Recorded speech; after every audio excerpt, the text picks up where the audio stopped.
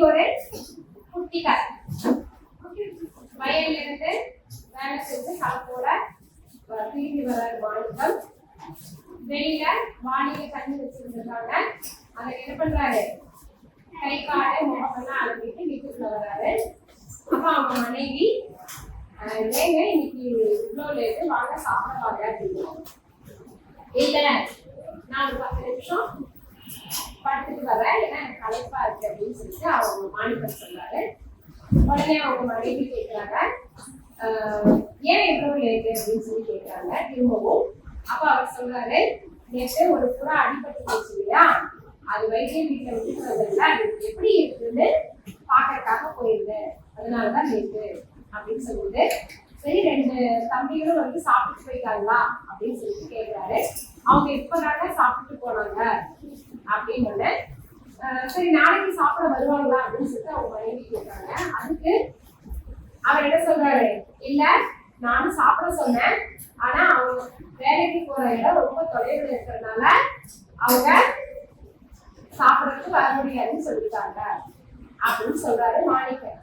அப்போ நம்ம என்ன பண்றது, தினமும் 2 பேருக்கு சாப்பாடு போடணும்னு சொல்லியிருக்கேன், நாளைக்கு என்ன பண்றது, யார் வருவாங்க அப்படின்னு சொல்லிட்டு அவங்க மனைவி கேட்கிறாங்க.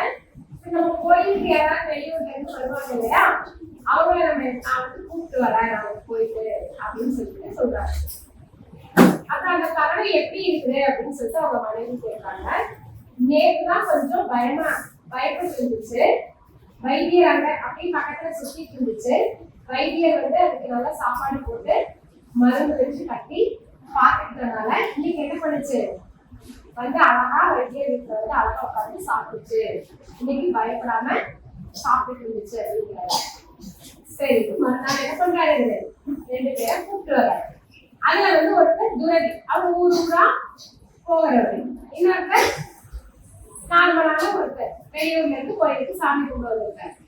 அப்போ 2 பேரையும் கூப்பிட்டு வர்றாங்க, 2 பேருமே சாப்பிட வைக்கிறாரு.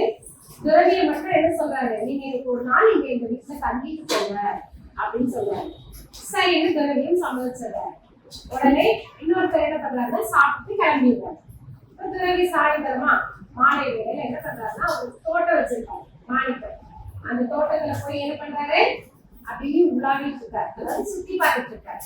அப்ப அங்க ஆடு கோழி எல்லாம் இருக்கு.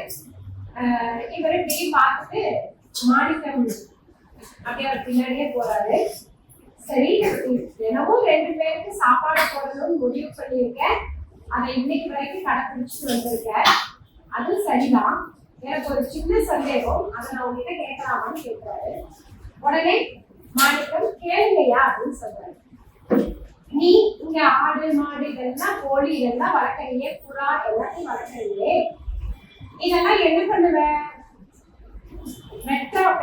வெட்டி விற்பாங்க இல்லையா, அந்த கறிக்கடைக்கு தானே இவங்களை நீ வித்துருவ அப்படின்னு சொல்லிட்டு கேட்கிறாரு. அப்போ மாணிக்கம் சொல்றாரு, ஐயா இல்ல, நான் வந்து ரோட்ல வந்து அடிபட்டுட்டேன், இதைதானே நான் எடுத்துட்டு வரேன், அது நல்லா சில சமயம் ஒரு சிலது இறந்து போயிடும், சில விலங்குகள் வந்து உயிர் பொழைச்சிடும், ஆனா வளர்த்தவங்க வந்து கேட்டாங்கன்னா கொடுத்துருவேன், யாரும் வரல அப்படின்னா அதை நான் என்ன பண்ணுவேன், வளர்த்துட்டு வருவேன், அதுவா இறந்துச்சுன்னா விட்டுருவேன், இல்லைன்னா நான் என்னைக்குமே யாருக்கிட்டையும் விட்டது கிடையாது, யாருக்கும் நான் விட்டது கிடையாது, அது இறந்ததுக்கு அப்புறம் நான் அதுக்கு உண்டான இதெல்லாம் நான் பண்ணிடுவேன் அப்படின்னு சொல்லி சொல்றாரு. அப்பதான் அவர் சொல்றாரு, நான் செய்யறது என்ன சொல்றாரு, நான் செய்யறதெல்லாம் அறம் கிடையாது, நீ செய்யறதுதான் இந்த உலகத்திலேயே உயர்ந்த அறம்.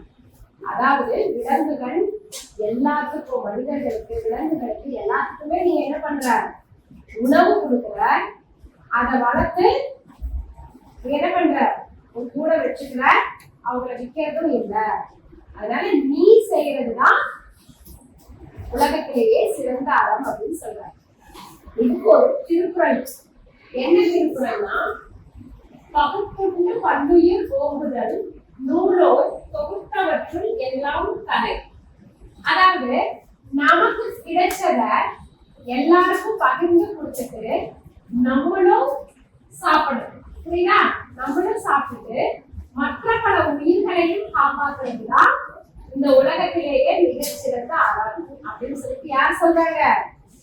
திருவள்ளுவர் சொல்றாங்க. புரியுதா? இந்த குறளுடைய பொருள் இதுதான். இந்த குறளுடைய பொருள் இதுதான். அப்ப நம்ம விலங்குகளுக்கு துன்பத்தை கொடுக்கலாமா? நாயை கண்ணெடுத்து அடிக்கலாமா? ஓனா வாழை பிடிச்சி இது பண்ணலாமா? இதெல்லாம் பண்ணுவீங்கன்னு தெரியும். இனிமே என்ன செய்யக்கூடாது? நம்ம ஏதாவது அந்த விலங்குகளுக்கு தீங்கு கொடுத்தாதான் அந்த விலங்குகள் நம்மள என்ன பண்ணும்? கடிக்கிறதுக்கு வரை ஏதாவது ஒண்ணு பண்ணும். நம்ம எல்லா இடத்துலயும் அன்பாதான் இருக்கும். எப்படி இருக்கணும்?